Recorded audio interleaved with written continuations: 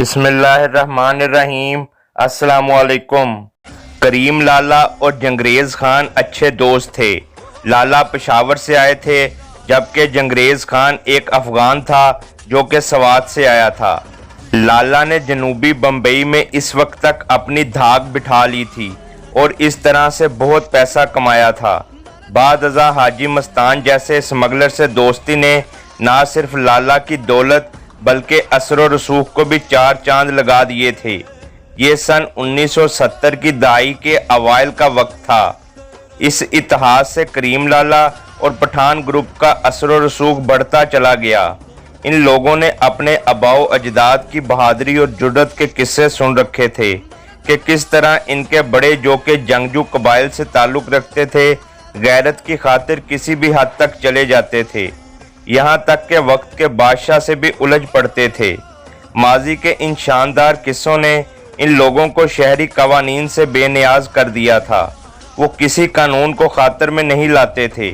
दादागिरी करना, पुरतशद्दुद कार्रवाइयों में मुलव्विस होना, किराए के मकान खाली कराना, दुकानों में तोड़ फोड़ करना और लोगों की हड्डियां तोड़ना इन लोगों का रोज़मर्रा का मामूल बन चुका था।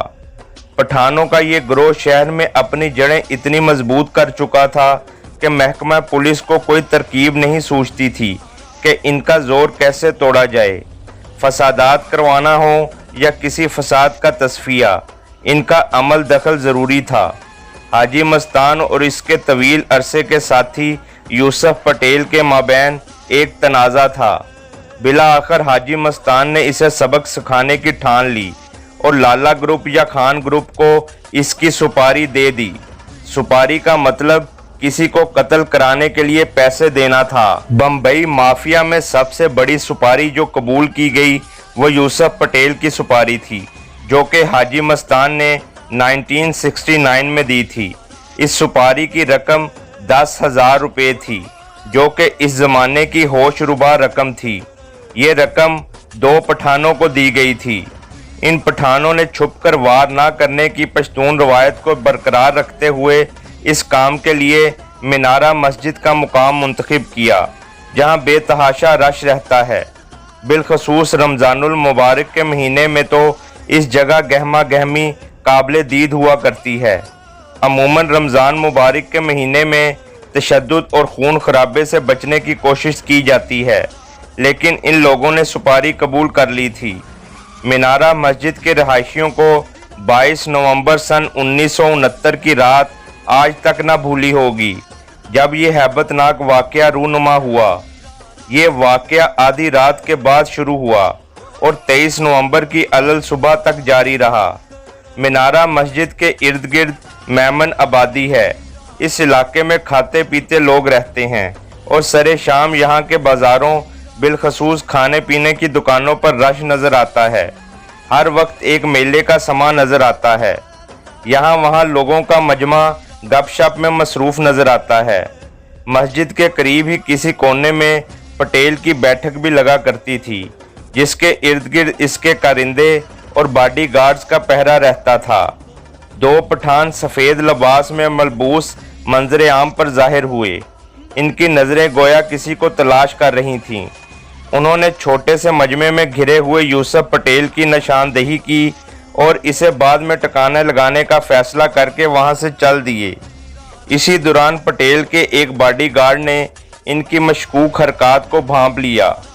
इन दोनों ने अपनी तरफ से पूरी कोशिश की थी कि इन पर किसी किस्म का शक ना होने पाए, लेकिन जिस अंदाज से वो पटेल को देख रहे थे इसने बॉडीगार्ड को शक में डाल दिया। बॉडीगार्ड ने पटेल के कान में सरगोशी की। पटेल ने सर हिलाया और अपने बॉडीगार्ड से कहा कि बैठक ख़त्म होते ही वो वहां से निकलता है, लेकिन शायद अब पटेल के पास वक्त नहीं था। चंद ही लम्हों में दोनों पठान अपने वलायती पिस्तौलों के साथ हमला आवर हुए और फायर खोल दिया। बॉडीगार्ड जो कि पहले ही मुहतात खड़ा था पटेल के सामने हो गया और हैरत ज़दा पटेल को ज़मीन पर धक्का दे दिया। बाकी लोग भी हमला आवरों की जानिब बढ़े। थोड़ी ही देर कबल जहां एक मेले का समा था अब वहां मैदान जंग लगा हुआ था।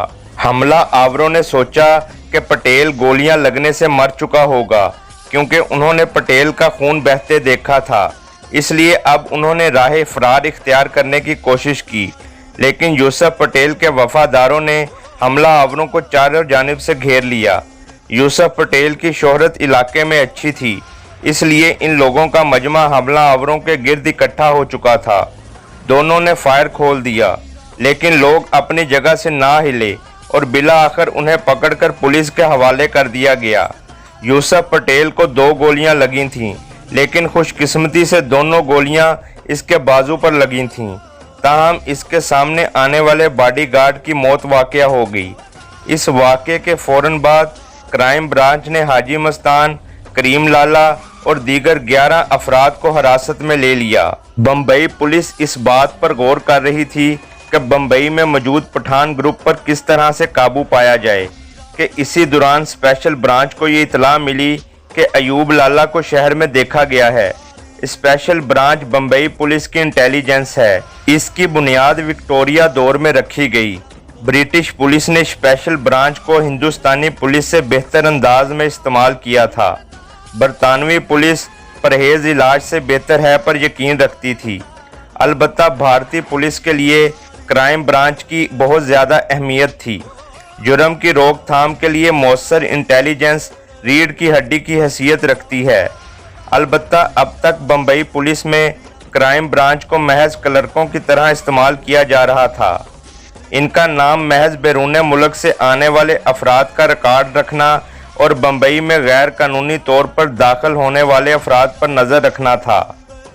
बम्बई पुलिस का पाला अब तक अयूब लाला जैसे शातिर और चालाक इंसान से ना पड़ा था। अयूब लाला के लिए मशहूर था कि किसी छोटी सी बात पर भी अगर उसे गुस्सा आ जाए तो हंगामा खड़ा कर दिया करता था, और ये हंगामा किसी की भी जान ले सकता था। एक मर्तबा सिर्फ पागल पठान कहने पर इसने एक बंदे को चीर फाड़ दिया था। वो जब कभी नमूदार होता, पुलिस को यकीन होता कि कोई ना कोई गड़बड़ ज़रूर होगी। दरअसल इसे करीम लाला ने बुलवाया था, जिसने ये फैसला कर लिया था कि अब बम्बई शहर में स्मगलरों के माबैन जंगी सूरत हाल को ख़त्म किया जाए। ये जंग दरअसल हाजी मस्तान और यूसुफ पटेल के माबैन थी। स्मगलर ना सिर्फ जंग का खात्मा चाहते थे, बल्कि इसके लिए एक दूसरे के रास्ते से ऐसे अफराद को भी हटाना चाहते थे जो कबाब में हड्डी बने हुए थे। इन दिनों हर सहाफ़ी बम्बई माफिया के ख़िलाफ़ लिखने की जुर्रत नहीं कर सकता था। अलबत्ता MP आयर ने, जो कि एक मंझा हुआ सहाफ़ी था, अपनी तहरीरों के ज़रिए इन स्मगलरों की ज़िंदगी अजीरन बना रखी थी। प्रेस ट्रस्ट ऑफ इंडिया में इसके आर्टिकल हमेशा जराइम की दुनिया की पोलें खोल दिया करते थे। आयर, हाजी मस्तान, करीम लाला और यूसुफ पटेल जैसे लोगों को भी नहीं बख्शता था। बिला आखिर सब ने मिलकर इस सहाफ़ी को रास्ते से हटाने की ठान ली। इस रिपोर्टर की सुपारी अयूब लाला को दी गई थी। आयर अपनी सफ़ेद रंग की एम्बेसडर कार चलाया करता था। वो टैक्सी में बैठने से खाइफ रहता था। अगर इसकी गाड़ी मसला भी कर रही होती, तब भी वो टैक्सी में जाने से गुरेज करता था। अयूब लाला ने आयर की हरकतों सकनात पर नज़र रखने के लिए एक बंदा लगा दिया। अयूब लाला के करिंदे ने रिपोर्ट दी कि आयर पूना जाने का प्रोग्राम बना रहा है। इम्कान यही था कि वो अपनी कार में बजरिया सड़क सफ़र करेगा। जिस दिन आयर ने सफ़र का आगाज़ करना था, इसी दिन अयूब ने एक मकैनिक को टास्क दिया कि गाड़ी में ऐसी खराबी पैदा कर दे कि थोड़ी देर बाद गाड़ी काबू से बाहर हो जाए। इस तरह बम्बई पूना हाईवे पर गाड़ी एक ख़तरनाक हादसे का शिकार हो सकती थी। इन तमाम बातों से नाआशना आयर अयूब लाला के इस जाल में आन फंसा।